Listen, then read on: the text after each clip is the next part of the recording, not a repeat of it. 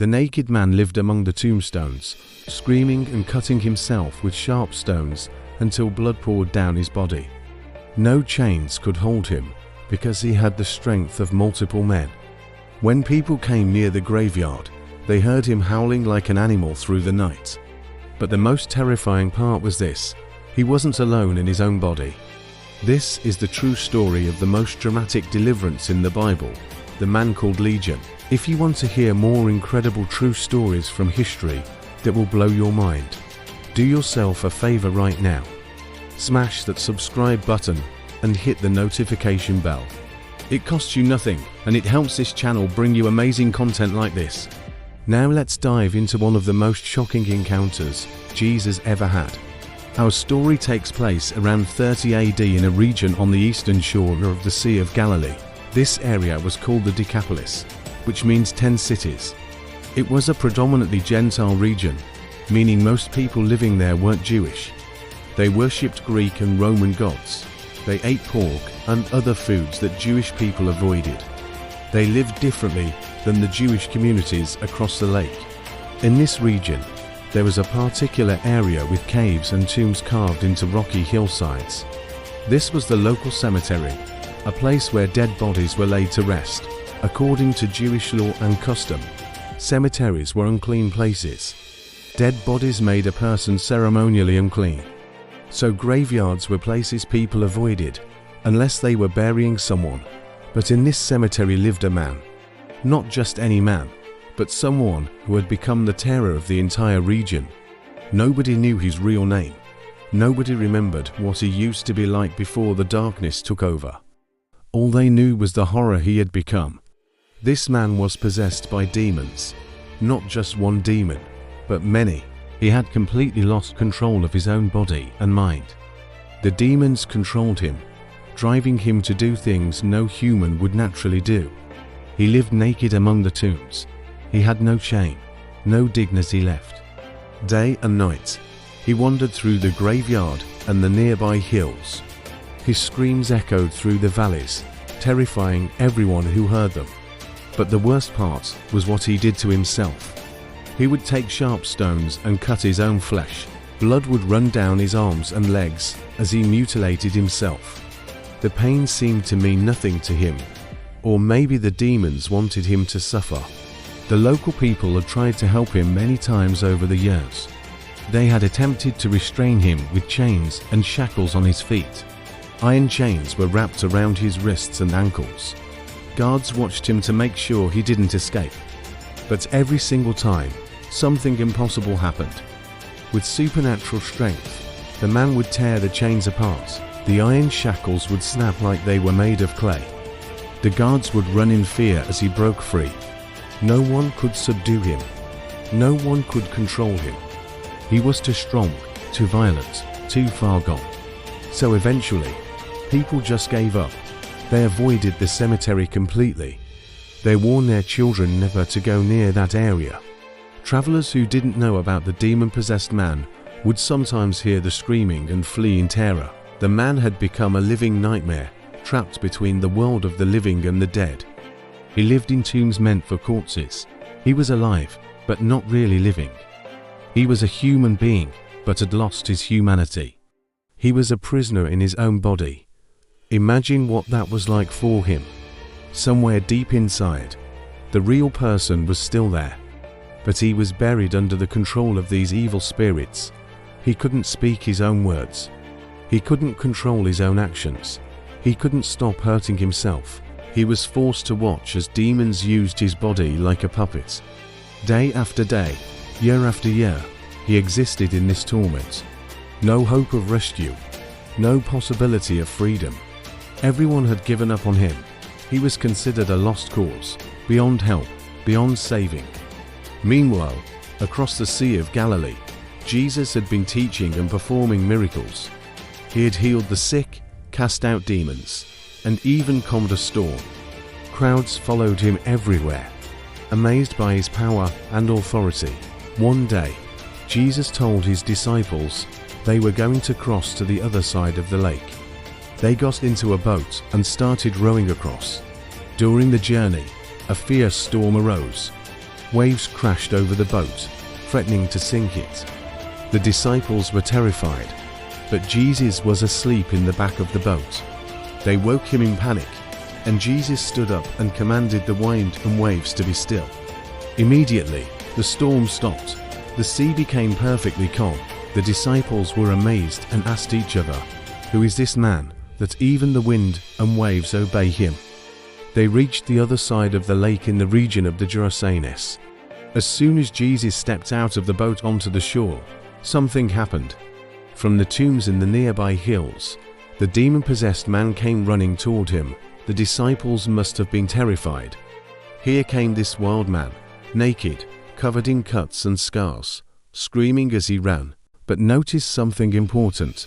The demons inside the man recognized who Jesus was. They knew this wasn't just another human being. This was the Son of God. The demons were terrified of Jesus. When the man reached Jesus, he fell down in front of him. But it wasn't the man worshipping Jesus. It was the demons, forced to bow before someone with greater authority. Then the man's voice spoke, but the words weren't his own. The demons shouted through his mouth, "What do you want with me, Jesus, Son of the Most High God? I beg you, don't torture me." Notice several things here. First, the demons knew exactly who Jesus was. They called him by name and acknowledged he was the Son of God. Second, they were begging Jesus not to torture them. They knew Jesus had the power to cast them out and punish them. Third, they were already in torment, just being in Jesus' presence. Evil cannot stand in the presence of holy God. Jesus commanded the evil spirit to come out of the man. But then Jesus asked a question, "What is your name?" The demon answered, "My name is Legion, for we are many." A legion was a Roman military unit of about 6,000 soldiers. This man wasn't possessed by one demon or even a few demons. He was possessed by thousands of demons. This explained his supernatural strength. This explained why he was so far gone. This explained why he had been impossible to help. Thousands of demons had taken up residence in one human being. The demons begged Jesus again and again not to send them out of the area. They didn't want to be sent to the abyss, the place of eternal punishment. They were desperately looking for somewhere to go. Nearby on a hillside, a large herd of pigs was feeding. There were about 2,000 pigs in this herd. The demons begged Jesus, "Send us among the pigs. Allow us to go into them." Jesus gave them permission. The demons came out of the man and went into the pigs. Immediately, the entire herd of 2,000 pigs rushed down the steep bank into the lake and drowned. The men who had been taking care of the pigs ran away in terror. They ran to the nearby town and surrounding countryside. They told everyone what had happened. They described how the demon-possessed man had been set free. They told about the pigs rushing into the lake and drowning. People came from all over to see what had happened. They approached the area where Jesus was, and there they saw something that absolutely shocked them. The man who had lived in the tombs was sitting there. He was wearing clothes. He was in his right mind. He was calm and peaceful. The same man who had been naked and screaming just hours earlier was now completely normal. The transformation was instant and total. The people who came to see were filled with fear. Those who had witnessed the event told the others exactly what had happened to the demon-possessed man. They explained how Jesus had cast out the demons and how the pigs had drowned. But instead of being amazed and grateful, the people reacted in an unexpected way. They were afraid. They were afraid of Jesus and his power.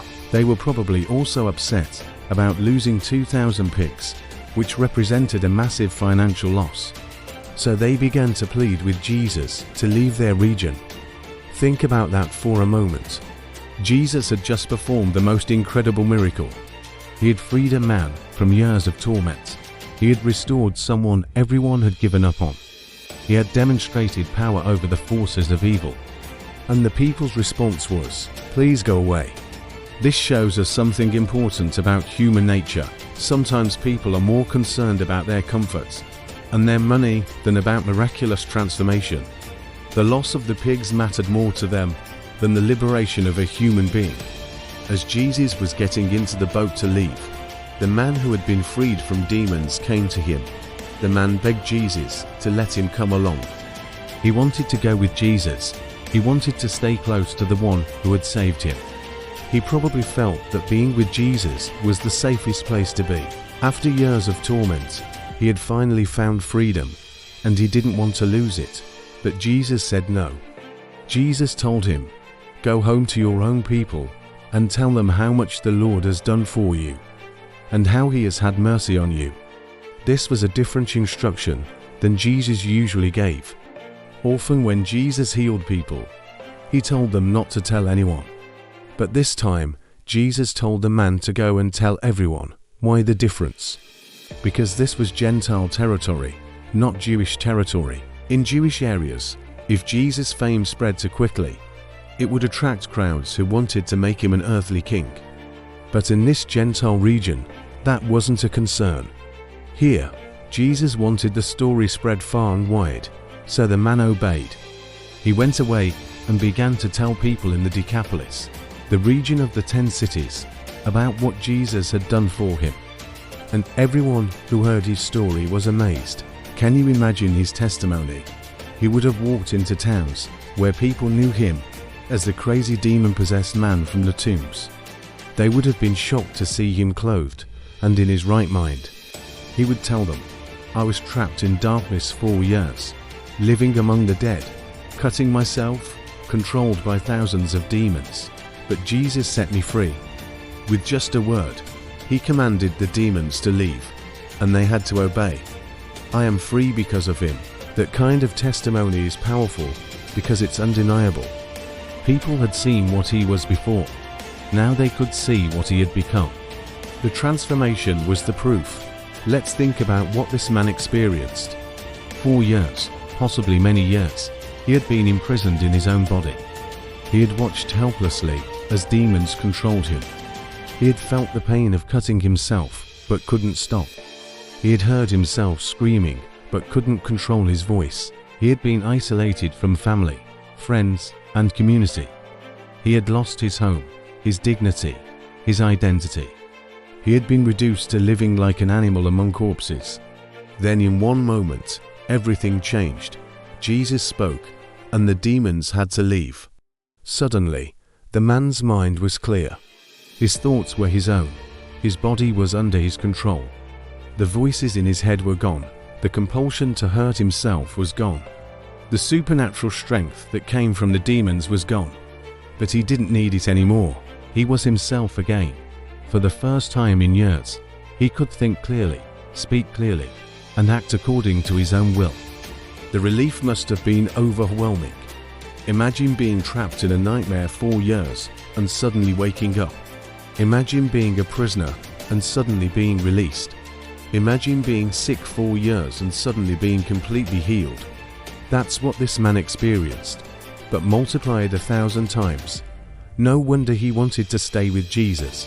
Jesus was the one who had given him his life back, but Jesus had a different plan. Jesus wanted him to go back to his community and be a living testimony. This was actually a greater challenge than it might seem. Going back meant facing people who remembered him as the demon-possessed madman. Going back meant dealing with the shame and stigma of his past.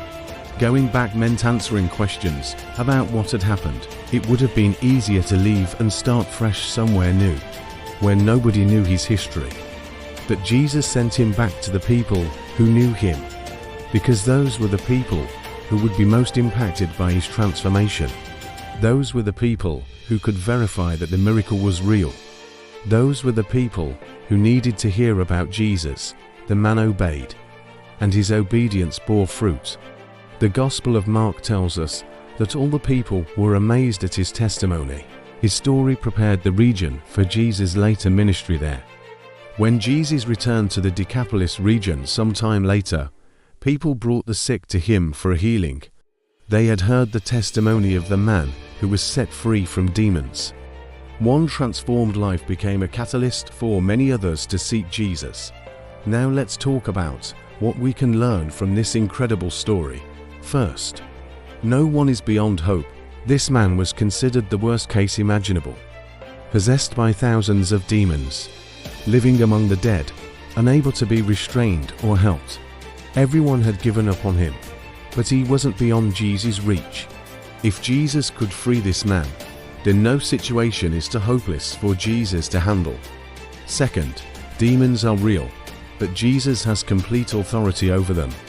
We live in a world that either denies spiritual realities or is obsessed with them. This story shows us the truth. Evil spiritual forces are real, but Jesus is far more powerful. The demons had to obey when Jesus commanded them to leave. They had no choice. Jesus' authority is absolute. Third, transformation can be instant and complete. This man went from being possessed by thousands of demons to being completely free in one moment. He didn't need years of therapy or a gradual process. Jesus spoke, and he was free.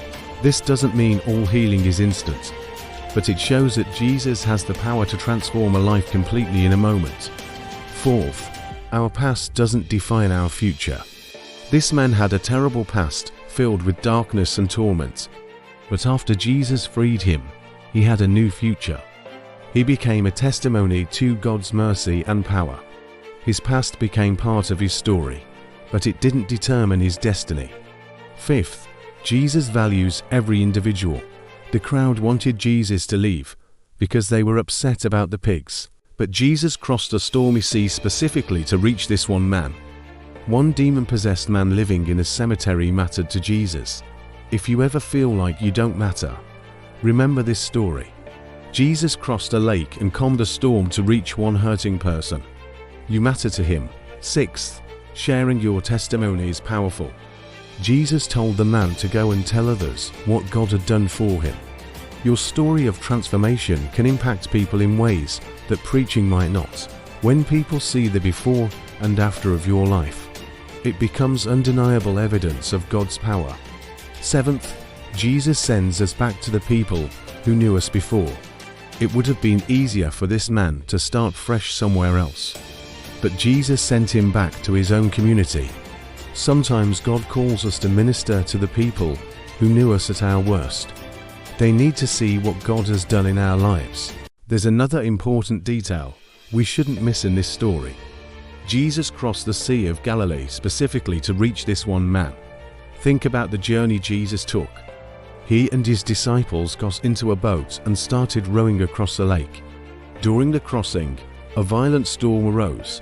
The storm was so severe that even experienced fishermen like Peter, James, and John thought they were going to die. The waves were crashing over the boat. Water was filling the boat. They were in real danger. But Jesus calmed the storm, and they made it across. When they reached the other shore, Jesus encountered the demon-possessed man. He set the man free. Then the people of the region asked Jesus to leave. So Jesus got back in the boat and returned across the lake. He crossed the lake specifically to reach one man who was living in the tombs, whom everyone else had given up on. That's how much Jesus valued this individual. That's how important one person's freedom was to Jesus. He endured a life-threatening storm to reach someone no one else cared about. This should change how we view people others have given up on. The homeless person everyone walks past, the addict everyone says is a lost cause. The criminal everyone says will never change. The person with severe mental illness everyone avoids. Jesus sees their value even when society doesn't. Jesus is willing to go through storms to reach them. The story also shows us the reality of spiritual warfare. The demons in this man were intelligent beings. They recognized Jesus immediately. They knew who he was and what authority he had. They could speak and reason. They begged Jesus not to torture them. They negotiated for where they could go. This wasn't just mental illness or a superstitious explanation for medical conditions. This was a real spiritual battle. The man was truly possessed by actual demonic entities. Some people today try to explain away stories like this. They say the people in biblical times didn't understand mental illness, so they attributed it to demons.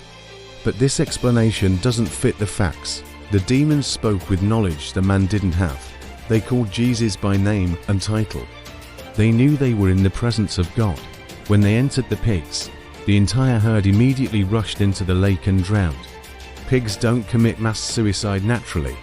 This was clearly a supernatural event. The reality is that there is a spiritual dimension to our world. There are forces of evil that oppose God and seek to destroy human beings.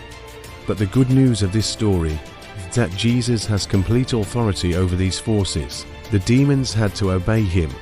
They couldn't resist his command. They couldn't negotiate or bargain their way out. When Jesus said go, they had to go. This is why Jesus is called Lord. He has authority over everything: nature, disease, death, and demons. Nothing is beyond his control. Nothing can resist his command. Another interesting aspect of this story is the destruction of the pigs. Why did Jesus allow the demons to enter the pigs? Why did 2,000 pigs have to die? Some people struggle with this part of the story. They see it as wasteful or cruel to the animals and financially devastating to the owners. But consider what this accomplished. First, it proved to everyone that the demons were real and had actually left the man. If the demons had just disappeared, people might have thought the man was faking or that it was all in his head. But when 2,000 pigs suddenly rushed into the lake and drowned, it was undeniable proof that something supernatural had happened. Second, it showed the destructive nature of demons. Demons don't just inconvenience people, they destroy. Look at what they did to the pigs in moments. Imagine what they had been doing to the man for years. Third, it demonstrated that a human life is worth more than any amount of money or property. The people valued their pigs more than the freedom of a man who had been tormented for years. Jesus' actions showed that human beings have infinite value. One human soul is worth more than 2,000 pigs or any financial loss. The reaction of the townspeople, also instructive. When they came and saw the man in his right mind, they were afraid. They asked Jesus to leave. Why were they afraid? Perhaps because they realized they were in the presence of someone with incredible power. Perhaps because they didn't want their lives disrupted any further. Perhaps because they valued their economic prosperity more than spiritual truth. Whatever the reason, they chose to reject Jesus. They had just witnessed an undeniable miracle, and they responded by asking the miracle worker to go away. This happens today too. People see evidence of God's power and choose to reject it, because accepting it would require change. They're comfortable with their current lives and don't want God interfering. They prefer their pigs to their salvation, but the freedman had a different response. He wanted to be with Jesus. He wanted to follow the one who had saved him. His gratitude and devotion were natural responses to what Jesus had done for him. When Jesus told him to go home instead, he obeyed. This obedience is significant. The man had just been freed from years of being forced to obey demons. Now he had his will back. He could make his own choices, and he chose to obey Jesus, not out of compulsion, but out of love and gratitude. That's the difference between demonic control and following Jesus.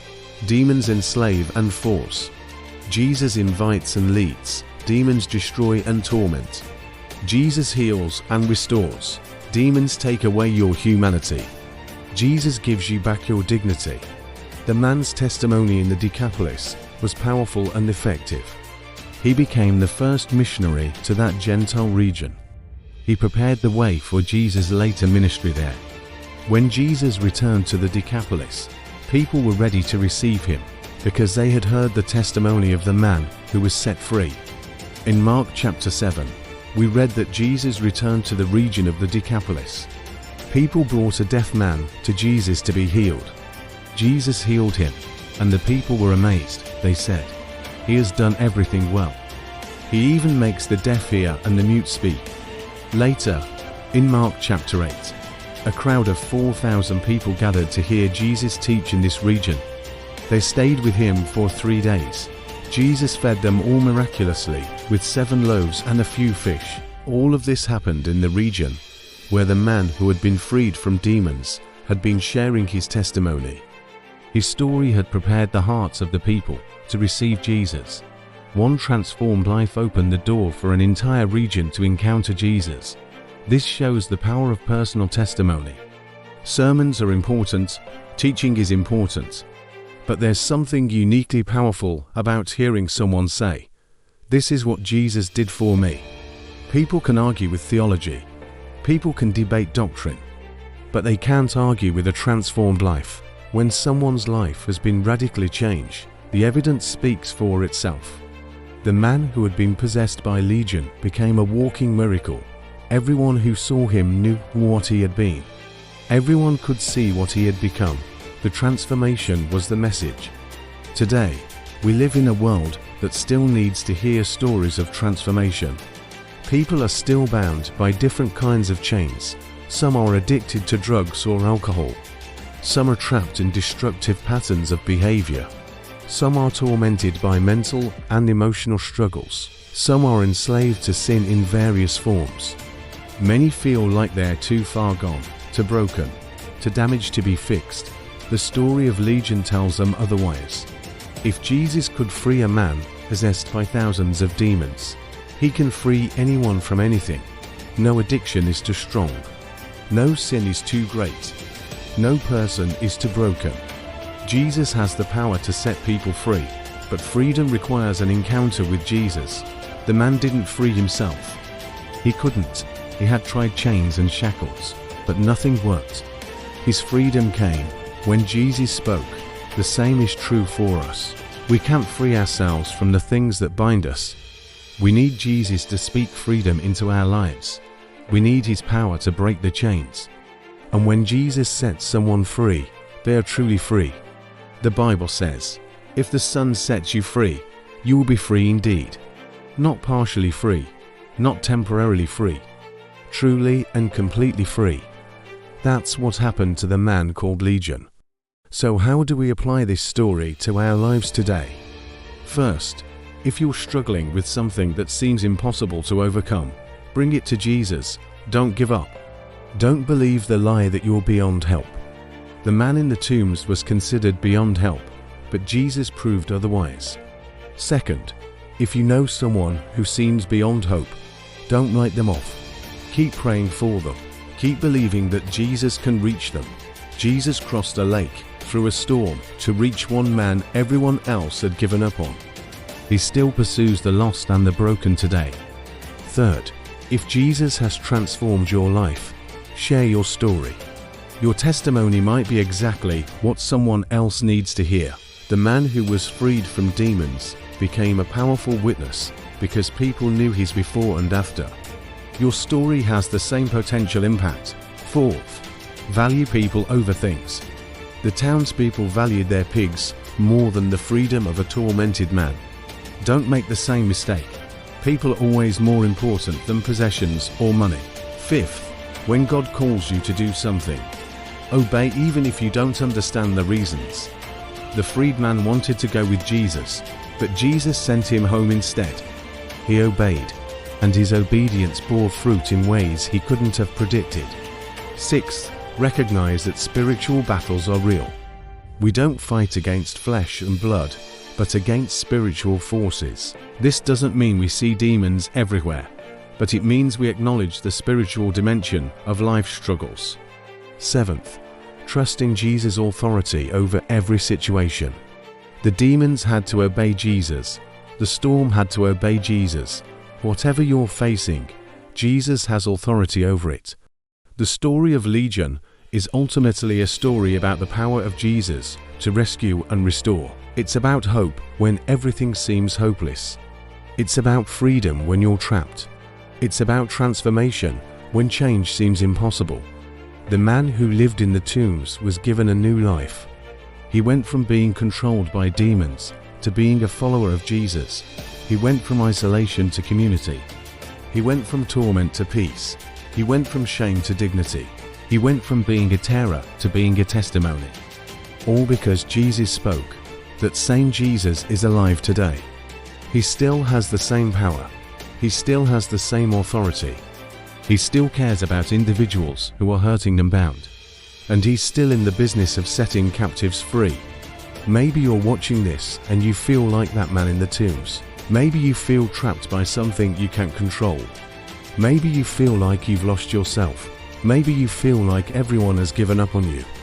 Maybe you feel like you're beyond help. The story of Legion is for you.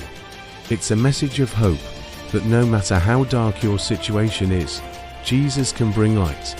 No matter how bound you are, Jesus can bring freedom. No matter how lost you feel, Jesus can find you and restore you. The demons had to leave when Jesus commanded them. Whatever has you bound will have to leave when Jesus speaks freedom over your life. But you have to come to Jesus. The man in the tombs ran to Jesus when he saw him. Even though demons controlled him, something inside recognized that Jesus was his only hope. You have to make that same choice. You have to run to Jesus instead of away from him.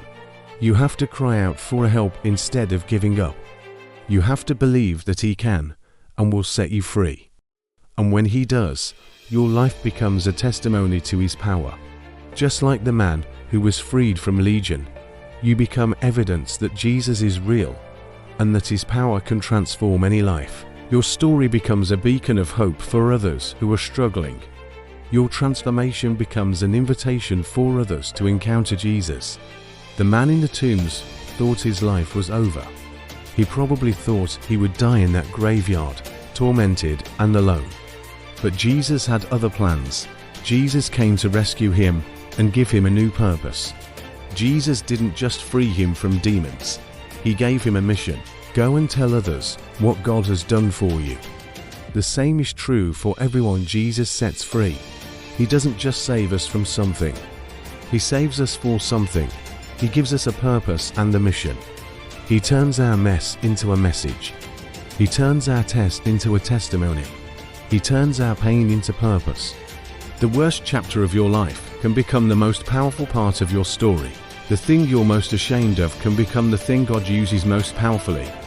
The bondage you've experienced can help you relate to others who are still bound. Your freedom can inspire others to seek freedom. Your transformation can point others to the transformer. This is the beauty of what Jesus does. He doesn't just fix broken lives. He uses them for his glory. He doesn't just heal wounds. He turns scars into stories of hope. He doesn't just rescue people. He recruits them to help rescue others. The man called Legion became a missionary to his region. He became a living testimony to the power of Jesus. He became hope for the hopeless. All because Jesus crossed a lake to reach him. If Jesus would do that for one man living in a graveyard, what would he do for you? If Jesus would endure a storm to reach someone everyone else had abandoned, how much does he care about reaching you? If Jesus would cast out thousands of demons with a single command, what could he do with whatever is binding you? The answer is clear. Jesus can do anything. No situation is too difficult for him. No person is too far gone. No bondage is too strong. Jesus is the liberator, the rescuer, the restorer. And he's inviting you to experience the same freedom the man called Legion experienced. The same transformation, the same new beginning, the same purpose and mission.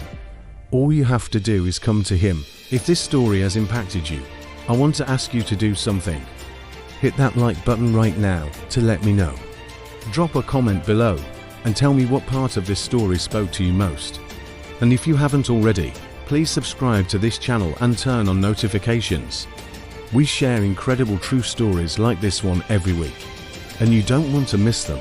Thank you so much for watching, and remember, no matter what you're going through, Jesus has the power to set you free. God bless you, and I'll see you in the next video.